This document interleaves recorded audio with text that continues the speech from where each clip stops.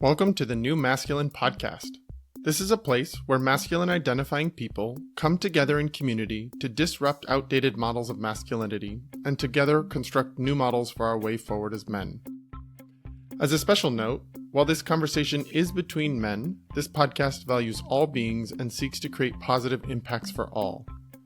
I'm your host, Travis Stock. I am a master life coach, an equus coach, which means I often partner with horses when supporting clients, and I'm a teacher. In my coaching work, I am passionate about the balance of masculine and feminine energies in each of us, regardless of gender. I seek to help others nurture a relationship with both types of energy, which often leads to a greater sense of wholeness. And yet what I found in my work with men is that many of us have been taught messages about what it means to be a man by first teaching us to avoid anything that is associated with the feminine. That avoidance leads to few experiences of intimacy, emotions outside of anger, vulnerability, or even a sense of belonging. Striving to comply with these models of masculinity has many of us feeling isolated, ashamed, unworthy, afraid, angry, and depressed. That's why I started this podcast, to bring men together who are ready for something new, something more whole. As humans, we are wired for connection. We truly aren't meant to go it alone. When you really think about it, there's a reason solitary confinement is used as a form of punishment in worst-case scenarios. Our relationships allow us to thrive, bring comfort, support, and are a space in which we can create a shared sense of a life well lived. But they can also be a source of challenge and conflict, and be the place where we must come face to face with our biggest fears. So what do we do when we feel significant challenge in our relationships? I'm tagging in my next guest who specializes in working with men who are in relationships at their breaking point. David Jurasek is a coach, therapist, and founder of Powerful and Loving, a community of good men becoming powerful leaders who cultivate thriving relationships. And he personally identifies as a father, as a mentor, and as a brother. A big question at the center of his work with men at critical junctures in their relationships is, how do we let go of trying to make the right decision and focus on making the most consequential choice from the right place? I don't know about you, but hearing that makes my brain start firing fast, trying to understand the concept of right place in our choices. I'm excited to hear his definition, though. So let's just get him in here to hear about his own journey and insights into relationships. Thanks for joining me on The New Masculine, David. Hi, Travis. Thank you. I'm honored and excited and a little bit nervous. Hey, what that's normal. That is normal. I've done 80 plus episodes, and every time I hit the record button, my adrenaline spikes a little bit. So I'm there with you. Is there anything I didn't mention about you in that intro that you'd like people to know about you before we jump in? I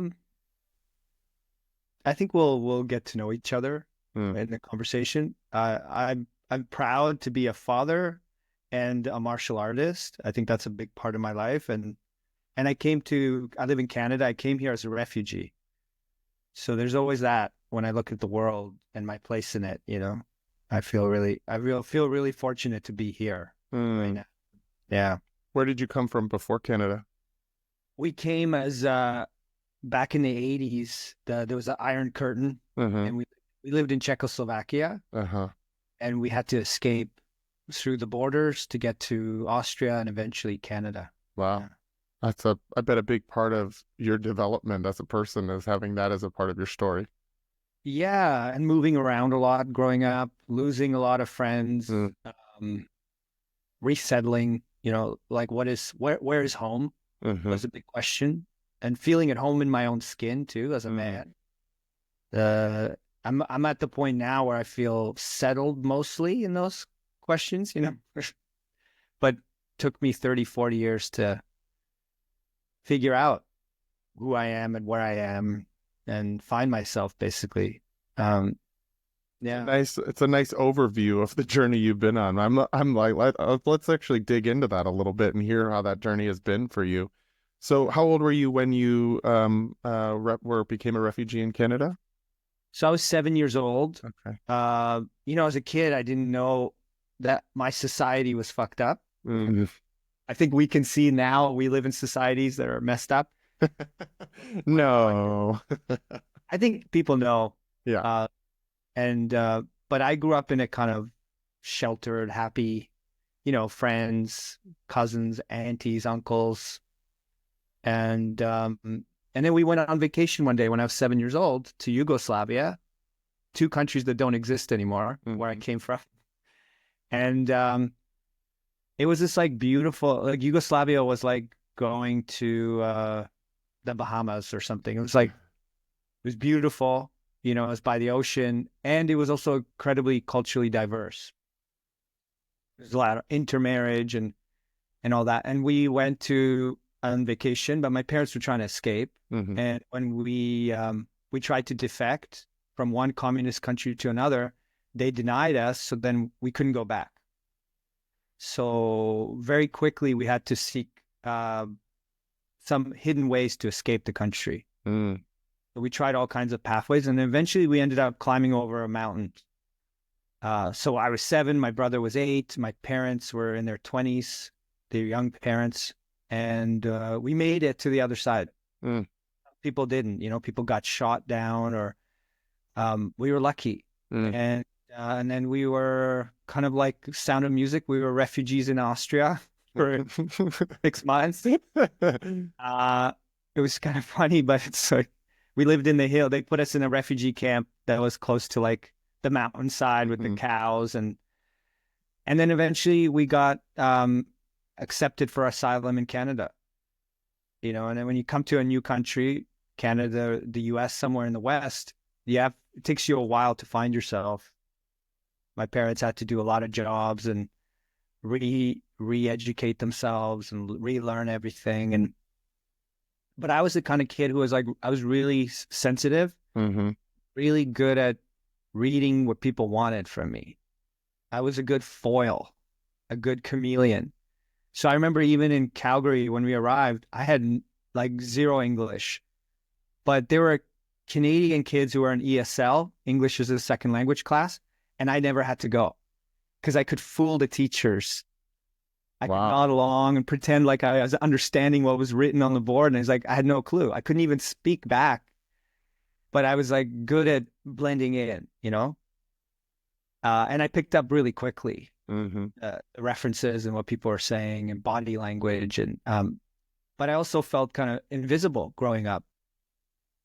As an immigrant, you learn that this is not your place, and you have to work harder and focus on all the accomplishments, get the grades, join all the teams, blend in, make your parents proud.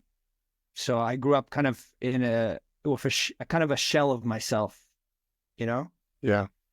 And deep down, I had an enormous amount of grief because when we left as refugees, we knew we would never go back. So I lost all of my family. I lost my dog, my best friends, my cousins.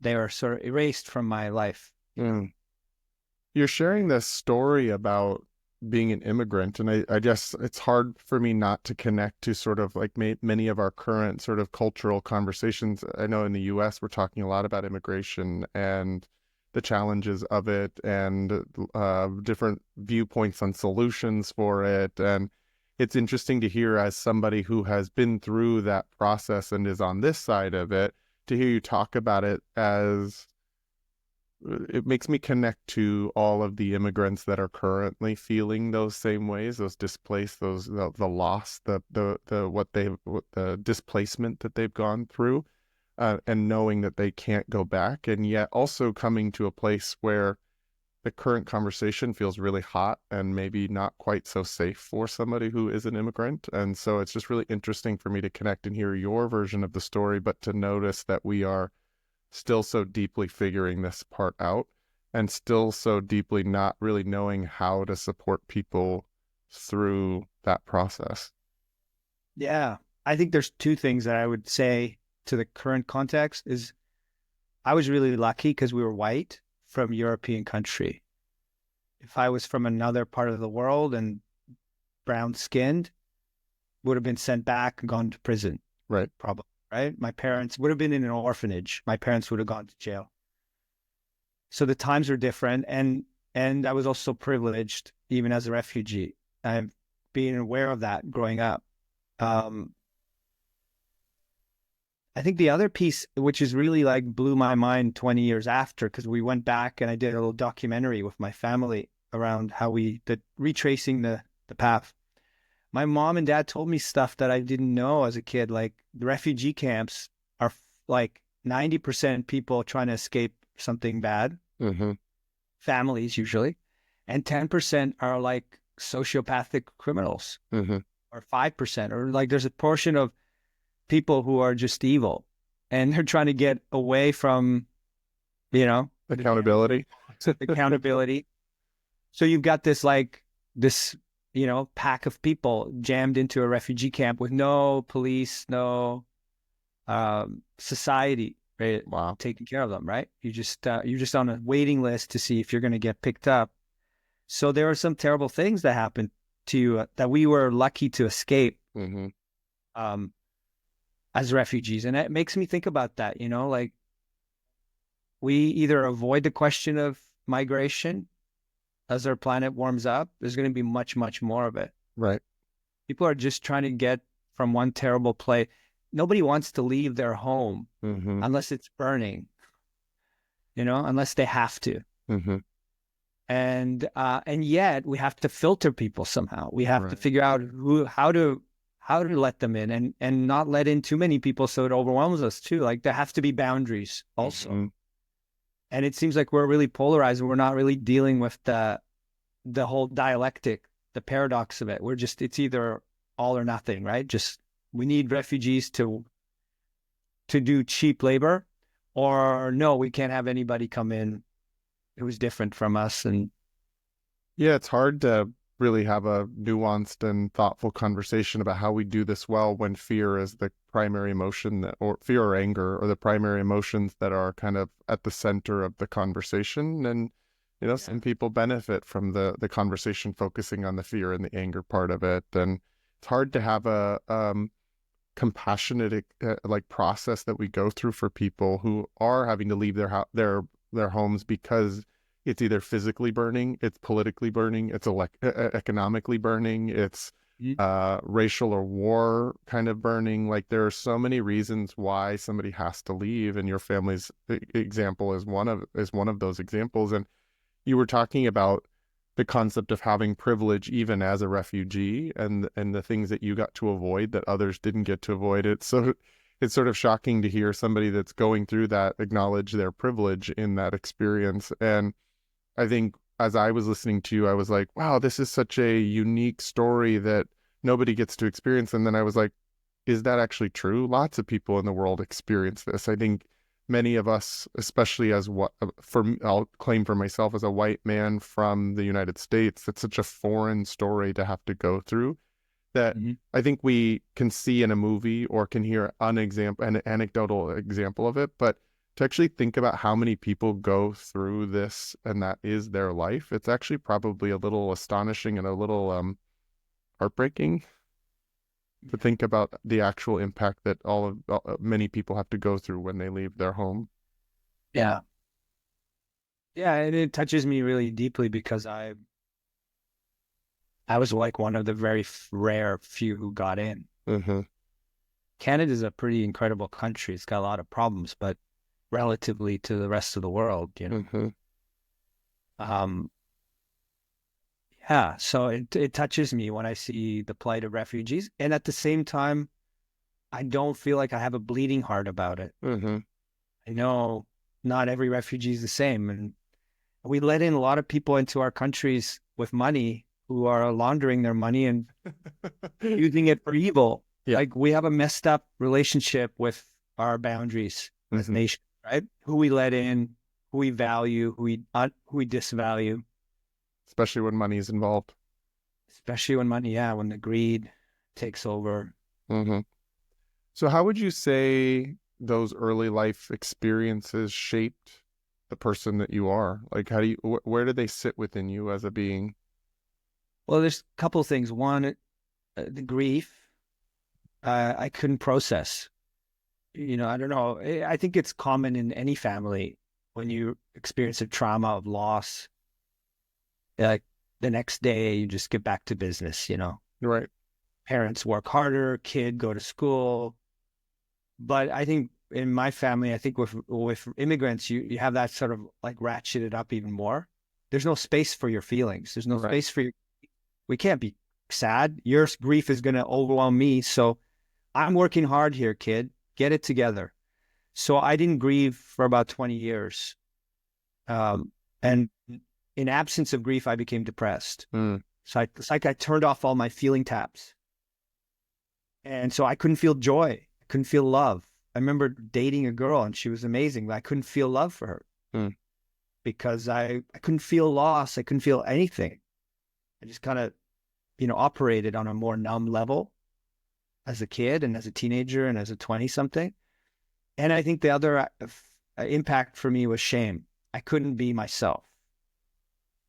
I had to be the performer. I had to be the golden son, the prodigal son. I had to be, the smart one, the good one, the one who's going to be a doctor and help people or something like that.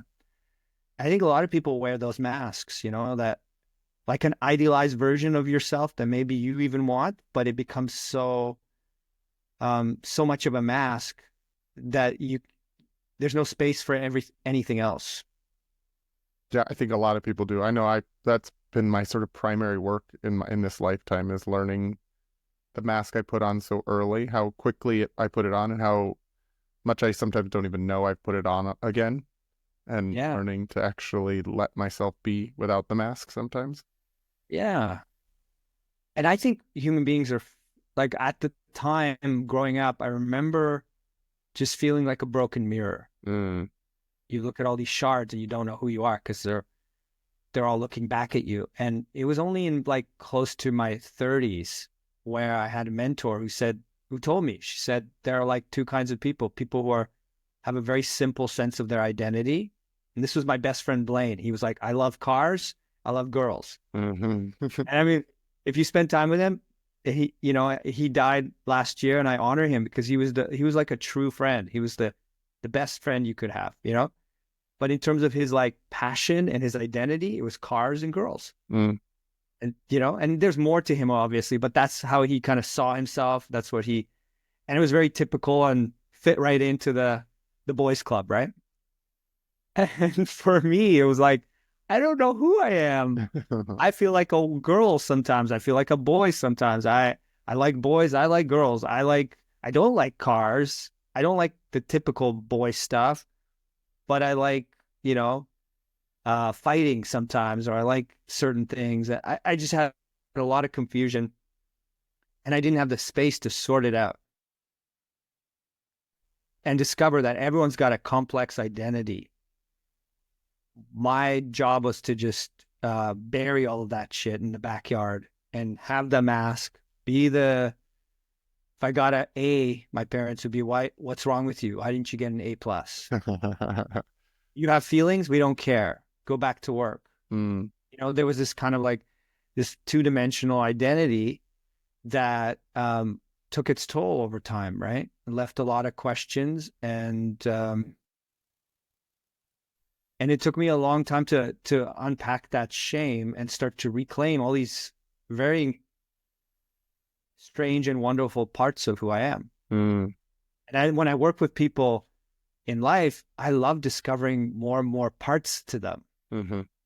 Like there's a whole cast of characters. There's a whole world inside every person, like somebody comes in and they're initially like, I'm the funny guy. I can tell the jokes. And I go, great. I love your funny guy. There's the guy inside of you that's grieving. There's a serious guy. There's a really smart guy. There's there's all these different parts. And the more I get to know myself and other people, the more joy I feel because it's enriching. And then we can feel more ease and relaxed around each other because any part can come out. I don't have to worry that I have to police myself because you're not going to like part of me. You don't have to like all parts of me, but I'm going to show up in my fullness and see who's at the party, Yeah.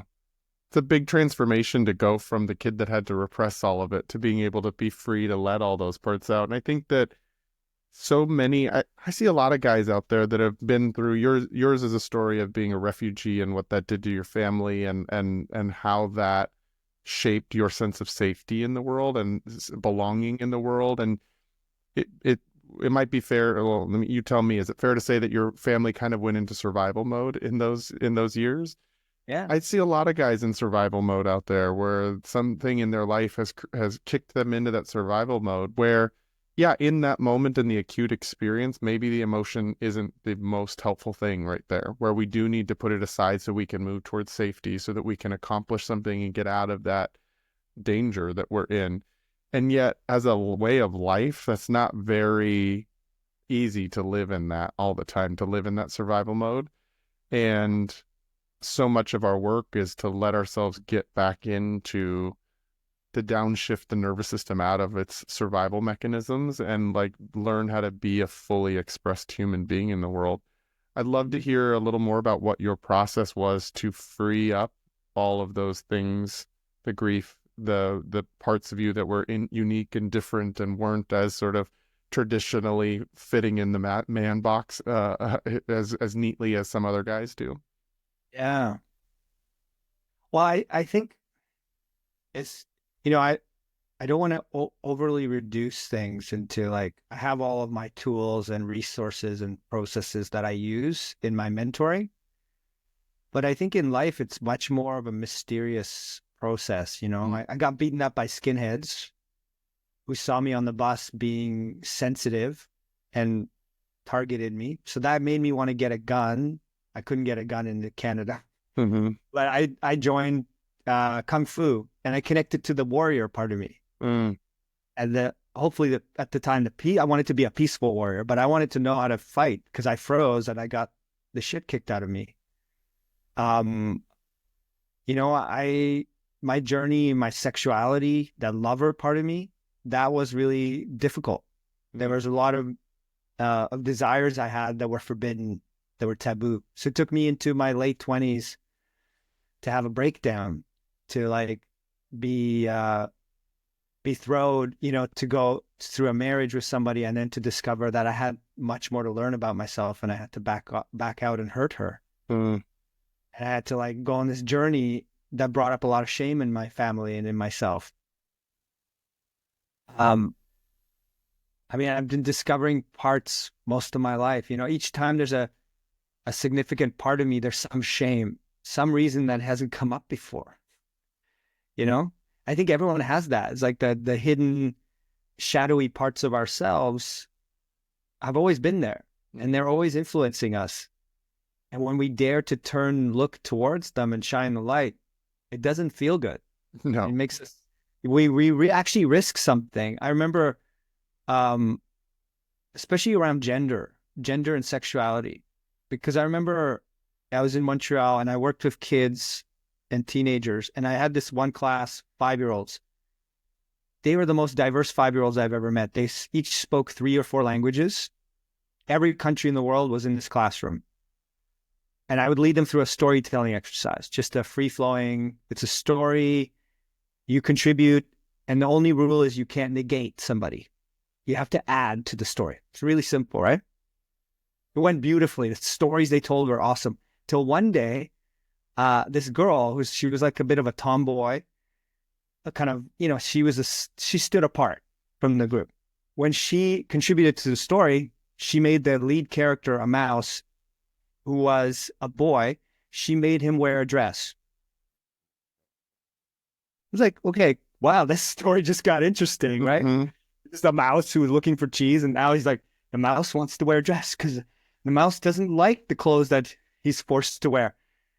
And it was amazing to see the teacher in the room. She was a female. She just wanted to end the story right there. Mm-hmm. And half the kids tried to murder the lead character in the story. Whoa. They wanted to kill the protagonist.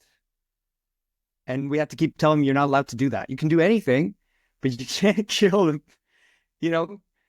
So we went back and like these are 5-year-olds. They haven't even been out in the world that long. Mm-hmm. They knew something dangerous about a boy who wants to wear girls' clothes. Mm. And it's a mouse, right? Like it just imprinted on me like how powerful gender is. Mm-hmm. And these were kids who were even like at 5 and 6 years old, they were aware of like sexuality differences. Girls can like girls, boys can like boys. They were kind of okay with that. They were kind of like, well, that's weird, but okay. But when you had a boy put on a dress, no, he must die. And I was just, it just reinforced for me these invisible codes, these invisible shame. You talked about survival mode.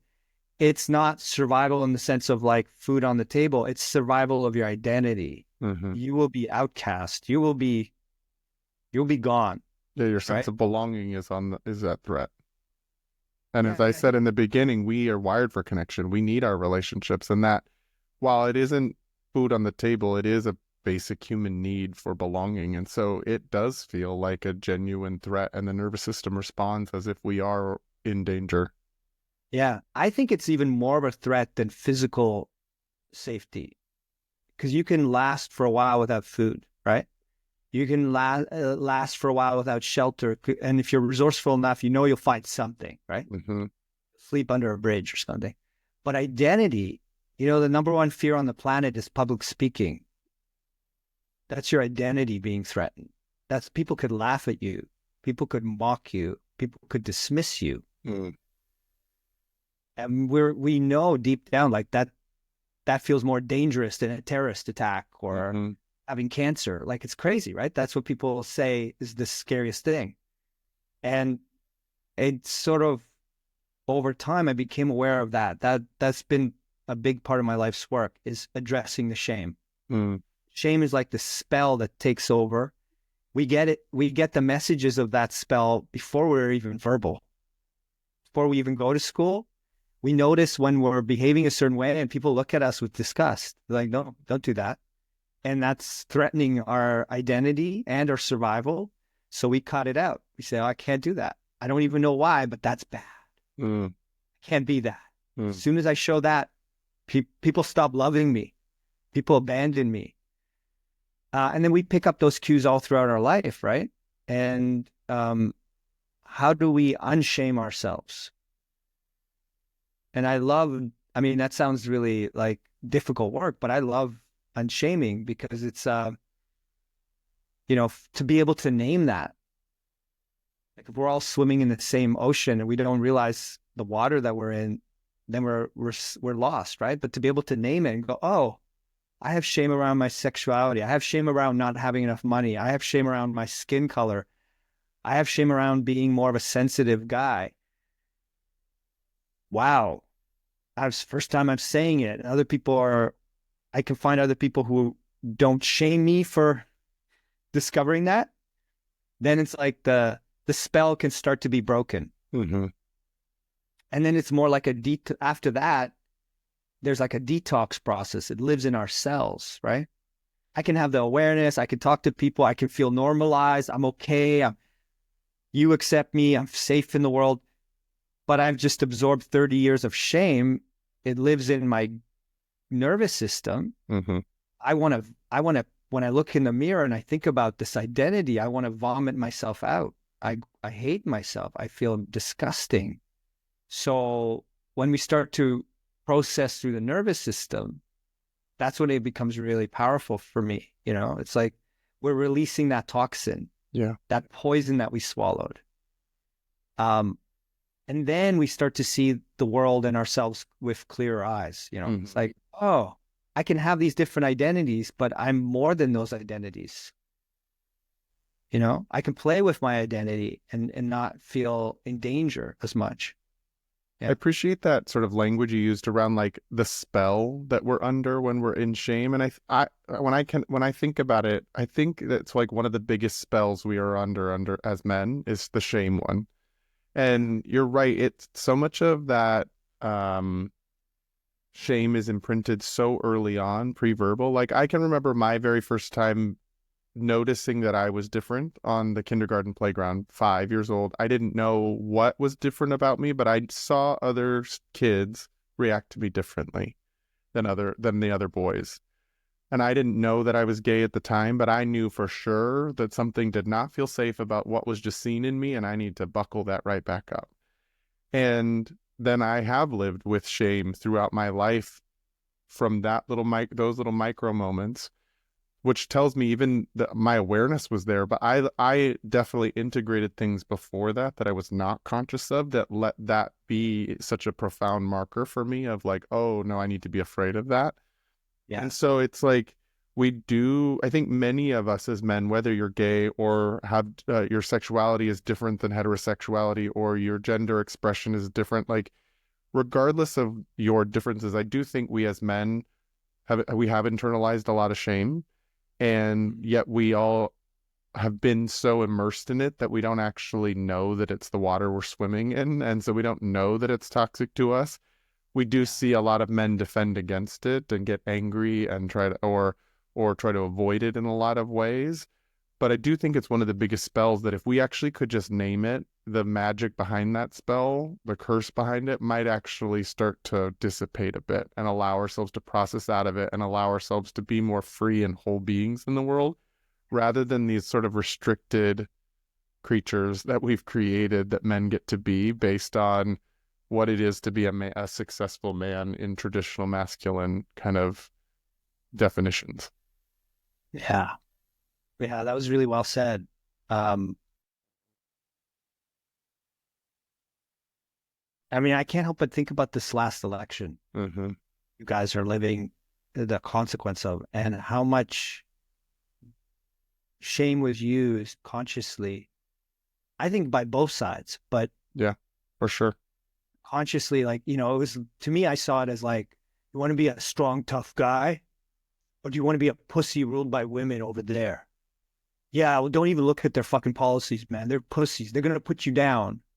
You're their ally. You're their good little boy. Or are you a real man over here? Right. Mm-hmm. That's what I saw on one side. And on the other side is like, men are just bad. Be a good ally. Let's create a better world for everyone. But really, it's about helping us be a good man, do the right thing. Shame, shame, shame. Shame, shame, shame. Both sides. Mm-hmm. And I wasn't surprised that a lot of men, even men that I know who are progressive,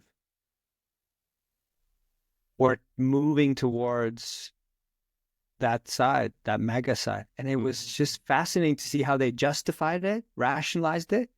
But it's like, I understand the tribal brain. Mm-hmm. And I understand your gender conditioning is more powerful than your good intentions and your political identity. It's deep. Mm-hmm. Would you rather be with the dangerous, evil men, or would you rather be subjugated by women who put you down? It's a shitty choice. Yeah, it's a bit of a shit. But that's how they internalized it. I don't think that was accurate to what necessarily both parties stand for and what they actually do. But that was a lot of the messaging that was translated by other people. And that's how men internalized it. It's like you said a few minutes ago about like, we don't understand the soup, the ocean we're swimming in. And like when toxic masculinity as a conversation came up, it was really hopeful. Wow, we're gonna get at the shame that men experience. No, you're telling men they're toxic. They're toxic, right? We're not so sophisticated to separate toxic masculinity doesn't mean I'm toxic. So 95% of men that I talk to misread that whole conversation as saying, you think men are bad. And I know the people who intended that messaging didn't intend it that way, right? But it triggered that shame, and it denied that ability for that wake-up call to actually happen, right? So it's like a really delicate thing. It's like landmines everywhere, right? It really is. This is it's my favorite thing that I tend to work on it with the men that I work with as a coach, but I think it's a human thing, that there's a difference between our intentions and our impact. And you can go in with a really positive intention for sharing a message that's freeing men from shame, but the impact was that a lot of men felt shamed. Or you can come in with really good intentions around creating equality or equal opportunities or safety for certain communities who have been marginalized. But when you message in certain ways, the impact can be felt differently than the intention is. And I think sometimes we all want to like wash our hands of responsibility for the impact that it has, that our message or our goal or our thing that we're trying to put out there has. But if our good intentions aren't leading to the effect that we're having, I think it is important for us to really take stock and go, okay, so the impact is not landing the way that I expected it to. What shifts and changes can I make so that my intention and impact are a bit more aligned, so that I'm actually getting to the result that I'm looking for, rather than just being pissed that guys didn't receive it the way that you wanted them to. It's like, okay, how do we continue to evolve that? And that's why, like, even in this podcast, I've always shied away from using language like toxic masculinity, because I see that it puts shame right at the center of the conversation. And then we're not in a conversation about how we can grow and change. We're in a conversation about what are all the landmines that I could step into that will make me a toxic person out there. Right. And yet at the same time, I believe if we don't address shame, we can't grow. Right. Because it's an immobilizing emotion. Right. I can have the best intentions. I want to be a better husband, a great father, start a business. But if I have a certain amount of shame around how I show up in the world, I'm going to operate out of that. And I'm going to make my decisions out of that with that filter. So shame has to be brought, for it to be dissolved, it has to be brought up, right? I find men bring shame to me all the time, though. It's funny, like in private, right? I have a consult I can bet $100 that in the first 5 minutes of a consult with a new guy, he's going to bring up his own shame. He's going to just put it right on the table. He's not going to come in with a goal. He's going to tell me what's wrong with him. I'm such a pleaser. I know I'm a lone wolf. I can't trust anyone. I try to fix everyone. I know I got problems. And I almost have to like acknowledge it and then focus on what do you want? What's the direction you want to go? But then we have to come back to the shame because they're so attached to the story. And working through that, that physiological response to like almost literally have to detox men from the poison they've swallowed their whole lives so they can start to see who they really are and make decisions from a clearer place. Right. And yeah, that our nervous, like you were saying before, like it's in our cells, like our nervous system gets, like once we've had those experiences where we have to separate from ourselves in order to survive, our nervous system sort of learns that as a strategy it's sort of that dissociation strategy to like protect ourselves. Yeah. But if we never give corrective and reparative experiences, the nervous system will always respond in that way. So we can consciously know something, but not be able to stop the way we relate to something because our nervous system is so powerful and convincing, and it has never been given those corrective experiences that allow us to release old things, to be able to see that the current moment may not actually be the exact same as that original moment that created that shame or that caused us to put the mask on so quickly. You're so right that we need those, like we need to like talk about where we're headed, but we also need to spend time really exploring that little shame nest that's stuck in us that is very reactive within ourselves. Yeah. I think I want to use an example to kind of bring this home. Because for me,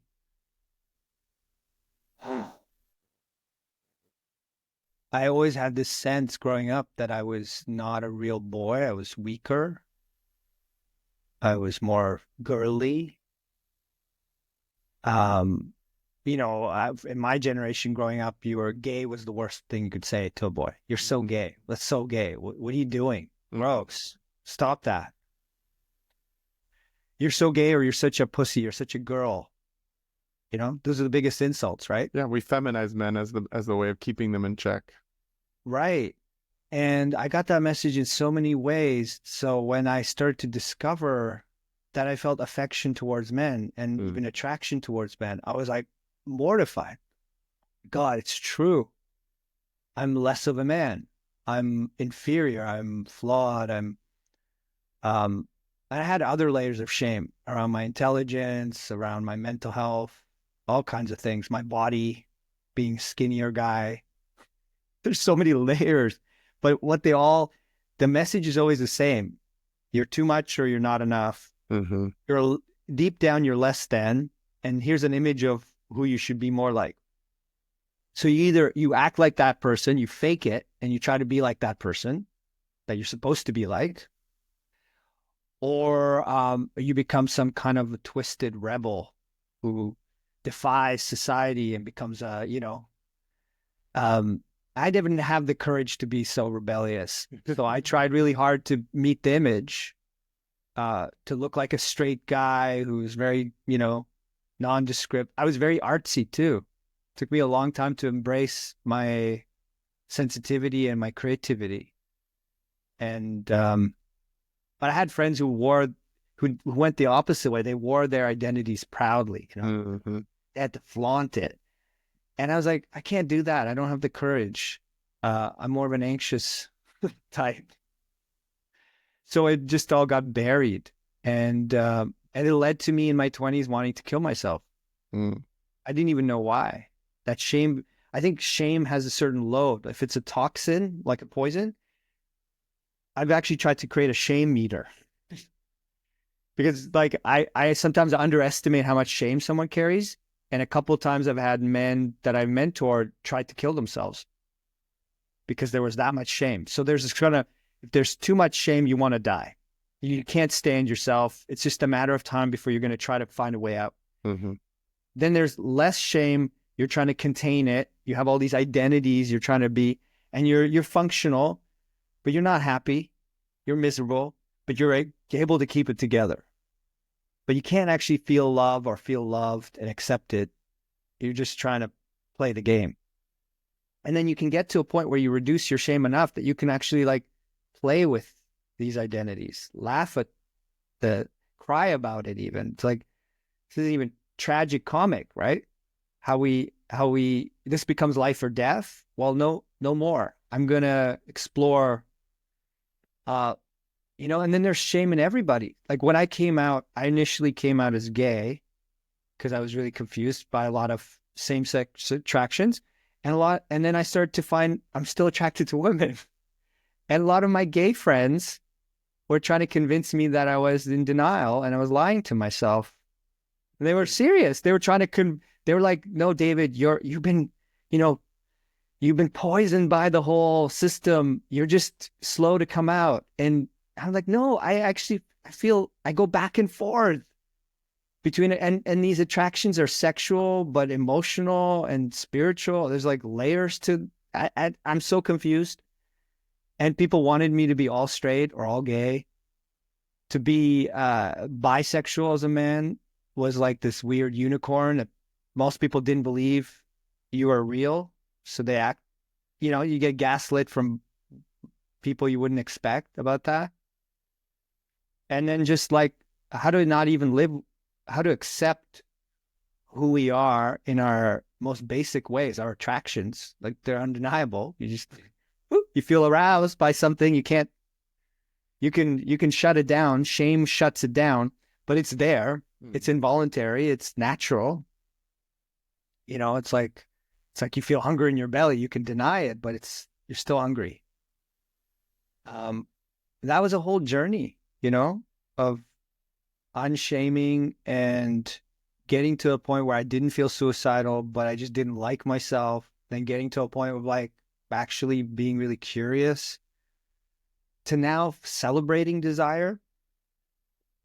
Even people come to me sometimes with like forbidden, taboo desires, and there's always something in that, even when it's twisted up and warped, there's always something good inside of it.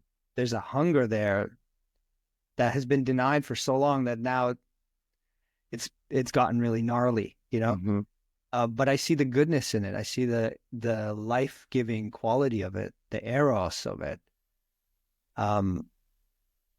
It's a real journey, like I have a lot of tools and techniques around shame that I think are really powerful and surgical. But the reality is it's a journey to discover who you are. I don't think it ever ends, there's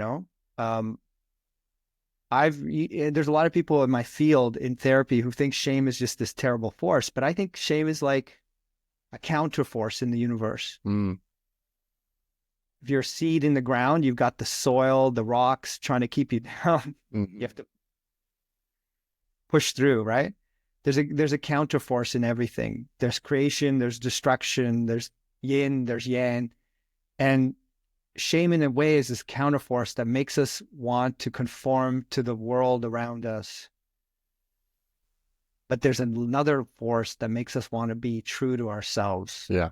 And the tension between the two, it actually allows us to discover more truth, more of a relational truth.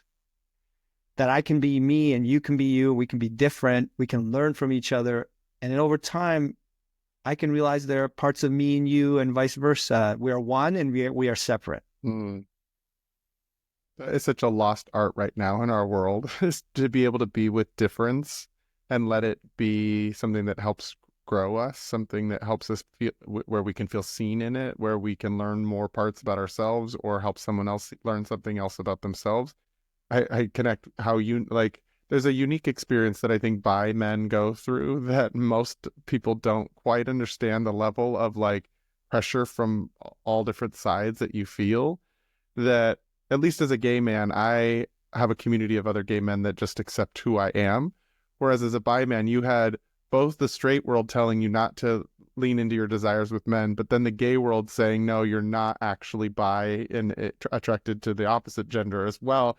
You have to be, it's sort of like you get pressure on both sides to say you're not who you think you are. Yeah. Instead of being able to run to acceptance like I got to do as a gay man, you have to run to what you thought might be acceptance, but then to get pressure in the other direction. And I just am nothing like the internalized homophobia we all have internal, like what we've internalized and how we're policing even someone else's behavior. I'm like, really? We had that all done to us. Why would we do that to somebody else? Yeah. I think shame is a funny beast. It's like a multi-headed dragon or Medusa, because you can accept your sexuality, for example, but you can still be very class shamey. Mm-hmm. You know, or you can be very body shaming, or you can be you can still be racist and misogynist. It's not separate. And that, I find that fascinating. It's like, oh, so you cleared a little bit of shame out here and this is okay, but you still hate those people. Mm-hmm. Like, how does, like, that doesn't make sense logically, but it makes sense because they haven't been willing to confront that part of their identity, right? Yeah. I really loved your sort of mapping out the kind of toxic load levels of shame, and where it's like there's the high levels where it's like you're going to look for an out. And then there's the kind of mid-met level where you're managing it, but you're not happy. And you can keep it under control and you can function, but it's still driving a lot of you. And a lot of your energy goes to managing that. And then there's that layer below it where it might show up, but you have a bit more ability to meet it, to notice it, to be aware of it, to play with it, to laugh at it, to laugh with it, to invite it, to like, you have more of it in your hands so that it can be a dancing partner rather than something that you're constantly trying to control. Yeah. That was a really helpful way to describe that. I think there's the power in play and humor, right? Like, one of my biggest shames that I got from my family was never being good enough. So it's a kind of a blanket shame. Mm-hmm. Most people in society have this shame, right? Yeah. No matter what you do, it's never good enough. Mm-hmm.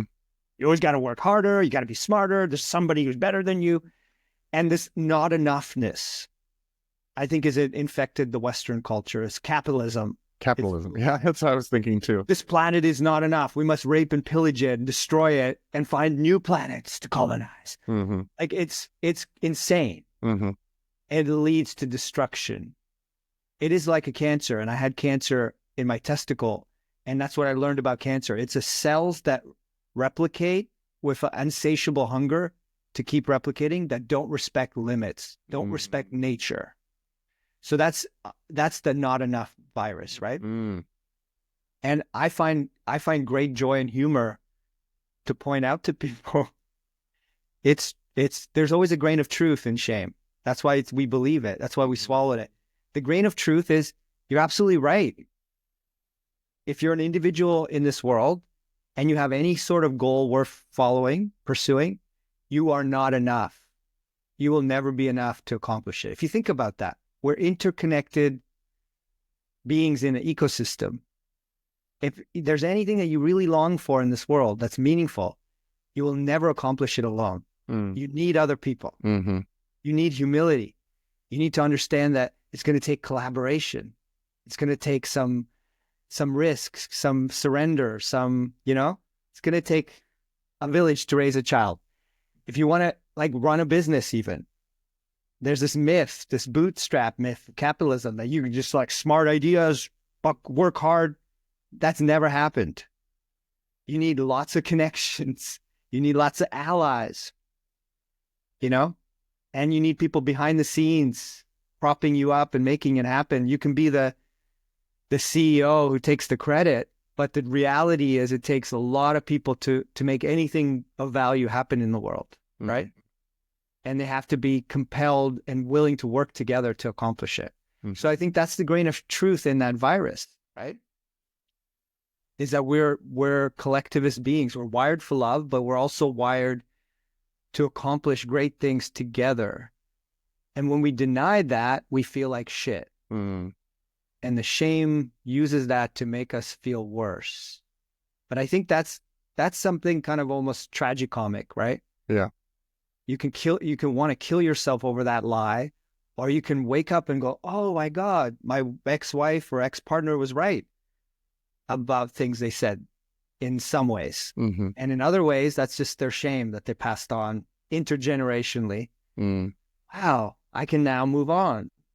I can keep learning and evolving as a human being. I think that's a really great segue into the work that you're doing around relationships that are at critical junctures. So we've kind of both agreed that relationships are important. The connections, they help us be successful. We create a shared vision and mission together. They're necessary for our well-being in the world. And yet relationships come with conflict, and wives or ex-wives or husbands or ex-husbands, they will definitely at times point out things that are really triggering for us, or tell us that they're no longer in love with us, or we're at these critical junctures in relationships. And I know that's a part of your work together. I'd love to hear a little bit more about that and why you're so specifically connected to that point of relationships. Well, I used to feel enormous shame and guilt because I would either stay too long in a relationship or I would bail too quickly. I was ambidextrous in that sense. I know people tend to do one or the other. I did both. I ruined some really good relationships by running away. And I also stayed with people that I didn't want to be in relationship with. And I felt guilt and shame because it hurts people when you're not fully present with them, whether you have an affair or not, you're not really there. You're performing in the relationship. You're not being yourself. It hurts you, but it also hurts the other person because they're investing their time and their love in you, right? So I've had a lot of painful lessons around that. How to be true to yourself and be in a relationship. I think I heard that woman who studied people's regrets when they're dying. That's I think that's number one and number two. I wasn't true to myself and I didn't love fully. And then it's, I didn't spend enough time with my friends and so on. Those are the big ones, right? So it speaks to I think something we're all struggling with. Yeah. We either deny our truth in relationship and perform and try to be nice or avoid conflict, and it eats away at our soul, or we decide to be honest, but in a way that's reckless and unrelational. We don't care about the damage we're causing. We're pursuing our desires because we feel like it, but we're not honoring our commitments, and we're not respecting our accountability, the impact we're having. So I see that all the time, right? And I see men particularly who come to me, either they're torn about staying or going, or their partner's just left, or their partner's threatening to leave. And I think it's extremely painful to be in those places, but it's also a place where a lot of men are motivated to finally look at the shame piece. Right. Because you can run away from it in all kinds of ways, right? You can medicate, you can make up stories, you can get fired from jobs continuously because of it, and then you just blame the employer. But when it's your family, when it's your partner, when it's your property that you co-own, everything is at stake. I think a lot of men just have this crushing sense at that moment of like, okay, what am I doing?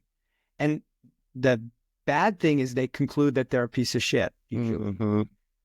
Even if their partner is more abusive than they're trying to be the good guy, they collapse into the shame. They usually they start asking, what's wrong? Why am I here? How did this marriage fall apart?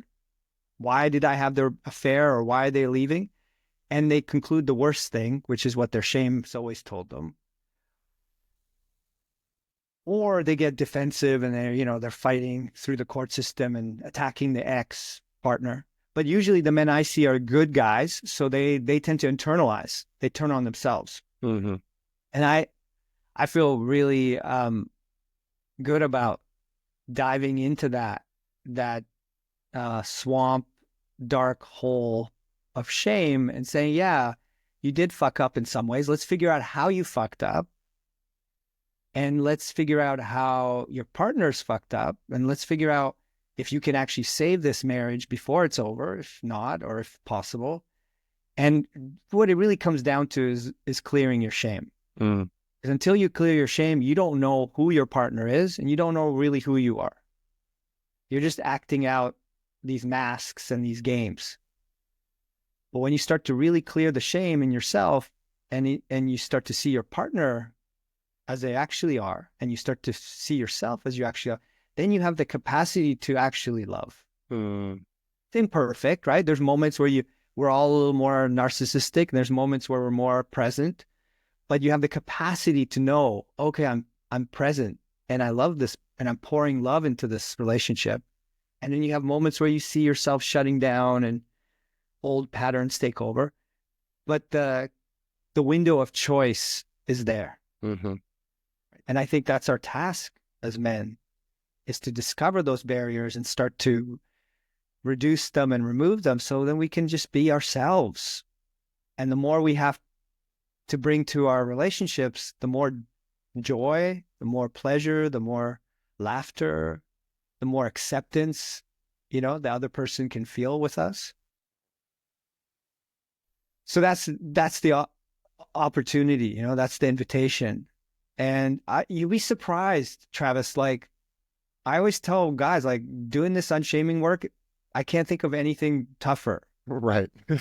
I have that same conversation with so many of my guy clients. Right? There are men who would rather dive into a burning house, go to war, literally, do so many difficult, painful life risking things. But it's amazing when they're on that edge of already in the shame, and you say to them, well, there's a way through. Do you want it? They're like, yeah, let's go right now. How much time do we have left? And you start the journey right away. There's also a longing for it. Just, we don't have those pathways in our culture. Yeah. It sounds like we're kind of returning back to where I had started our conversation in sharing a quote that's at the center of your work, which is trying to make the right decision and then trying to make consequential choices from the right place. It sounds like so much of what you're talking about is finding that right place, doing the unshaming work, removing the barriers to love rather than seeking it. The not trying to chase after the specific partner, but actually being willing to go in and look at, what is my part in this? What are the truths in this? Where do I feel shame about this? Where am I blocked from being able to express and receive love? That's really where that right place thing comes from that you mentioned in your quote. Yeah, I just want to add to that one piece. I think this took me a long, there's some shame about this. I believe that we are souls. At the heart and the core of who we are, there's a conscious being of decision making, like a king. Most of us don't touch that soul state. We know ourselves as our identities, and we're constantly trying to be these personalities, identities. The deepest experience we sometimes have is in nature, where those identities dissolve, or we're in the flow state and those identities dissolve for a moment and we're just connected to the universe. But we don't really situate ourselves in that. We just kind of lose ourselves in a good way, right? Or we're having orgasm and sex, and it was like, oh my God, I'm one with the universe. But when you start to peel away the identities and you start to tap into this presence inside, this quiet, peaceful, loving, powerful presence, I don't know a better word than soul. Because from that place is where you make those decisions. From that place, you can see things. You can see, oh, I resent my partner and they hate me for this, and I still love them. And I can move through this resentment and let it go, and we can be together. And they have a choice to make too, if they're willing to do that or not. So you don't get, we're so usually driven by our emotions and our identities that we lose sense of who we really are. Yeah. And once we really connect to that quiet, wise place, the more time we spend there, the easier it is to make these decisions.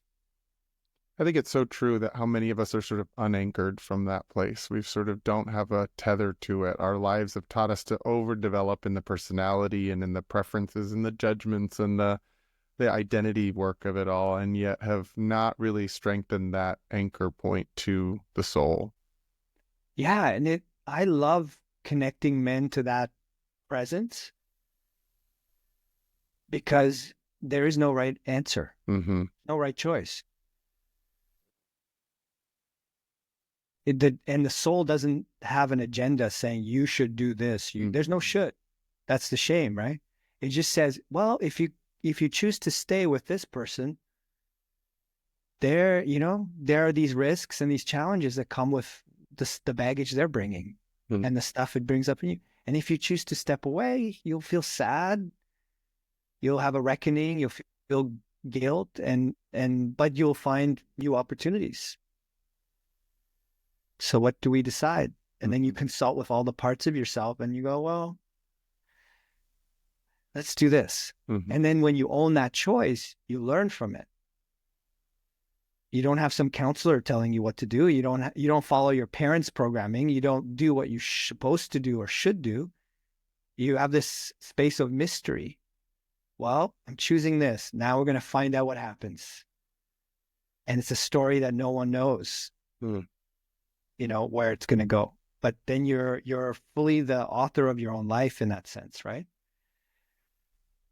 I love that invitation, and I also can feel in my own self, but then also in a lot of the guys that I talk to, that is, so it's sort of threatening to get to that place of going like, I get to create this and I don't know where this is headed. I'm going to make this choice and that I have to step into the unknown. And most of us as men are not very comfortable doing that. And so I do think that working with a counselor or a therapist or a coach or joining a men's group is how we build resilience and strength around that, because our relationships can support us when we step into the unknown so that we aren't out there alone in the unknown.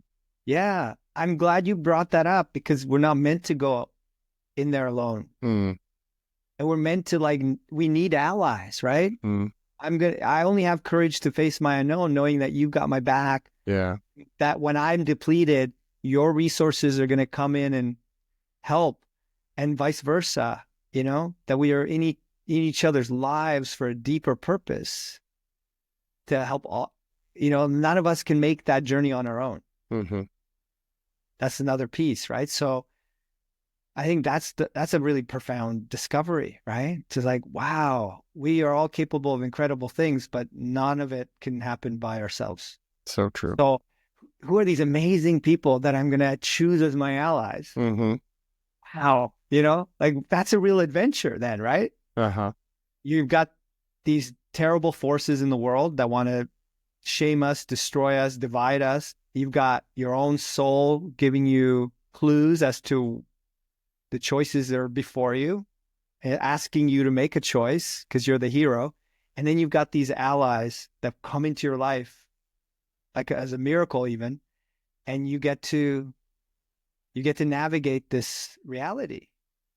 And I think there's nothing greater than that, in terms of like a great story, a great adventure, right? But it is terrifying. Yeah. And full of doubts. And every one of us has blinders and we get lost and confused on the way. I think it would be a whole other episode to talk about allies, because that's really exciting, Yeah. Well, I know that you've already created space for men to find allies in their journey in the men's community that you've created. If people are in resonance with what you've shared as a coach and therapist yourself, but then also are looking for allies, how do they find out more about the work you're doing? How do they access your men's group? Like, tell me a little bit about how they're going to find all that. So we're just putting breadcrumbs in the world. We're not Sure. we're not wanting to be known. Our community is small for a reason. We're a village. We don't want to be a huge thousands of men. So we've got a couple hundred guys, and we have 40 guys who sit regularly. And you can find us at powerfulandloving.com. And I'm the founder of the community. So if you reach out, we'll have a conversation. And we're in it for the long term. So we have all kinds of trainings and adventures and retreats and stuff, but we're looking for men who want to grow old together, want to evolve together, want to become allies in each other's stories. Not just, I've got a problem, can you help me fix it? I go, well, I'll send you somewhere else. I'll send you to someone I trust. But if you want to grow in yourself and develop lifelong, deep friendships and maybe become a mentor so you can help others, then yeah, let's talk, Beautiful. I love that concept of in it for the long haul and relationships where you want to grow old together. So I appreciate that you're creating a long-term community, not just a space that it's like, let's see how many guys we can get in here. Like, let's see what the strength of the relationships that we can create within a village. So I appreciate you creating something with such a strong clarity and value system to it. Thank you. I need a village to keep me healthy and strong. Same. So I want to grow a healthy, generative village that when I'm gone, when I'm dead, the village continues. The soil is resilient, Yeah. I don't know how you can, it's just so hard being alive at this time. If you're on your own, if you feel like you're on your own. I just want to leave with that quote of like, we can go faster on our own, but we go further together. Right. That's an African proverb. And I think it speaks to that. I think it speaks to what a lot of men are longing for. Yeah. Deep down, they have good, decent friends, but they don't have those guys they can like really unshame with and unpack with. And as we get older, we become more vulnerable, right? So we need each other even more. Yeah. Anyway, we keep going. I know, but here it's a beautiful place for us to end this part of our conversation. And I have a sense that there's more to come. And I'm just so grateful that we met and that we get to explore this. And as a fellow non-heterosexual man in the men's workspace, I just appreciate the work you're doing and the gift that we each bring as queer people into men's work, that there's a gift in queerness that helps free people from the sort of stationary limitations of what manhood has been traditionally. And so I just want to honor you as another guy out there that's doing this work that brings his own queer gifts into it so that men's work can evolve and become more than it has been previously. So thank you for being that. Wow. Thank you. I feel really honored. I want to just say this is my like not so secret agenda is just spend more time with you and get to know you. And I'm in. Build a friendship. Yes. That's what this is all about. Yes, please. I'm very much in and could use some allies in this as well. So we feel very much the same. Well, thanks so much, David, for joining me, for sharing about your work, for sharing about how you view relationships and how we can continue to create healthy relationships, and for sharing your men's work community with us. If people want to get in contact with me, you can go to my website at travisstock.com. You can follow me on Instagram at Trevor03 if you want to participate in the ongoing conversations of this podcast. And if you're enjoying the mission and want to become a contributor to the podcast, go to patreon.com/thenewmasculine. Thanks again, David, for joining me. And until our next episode.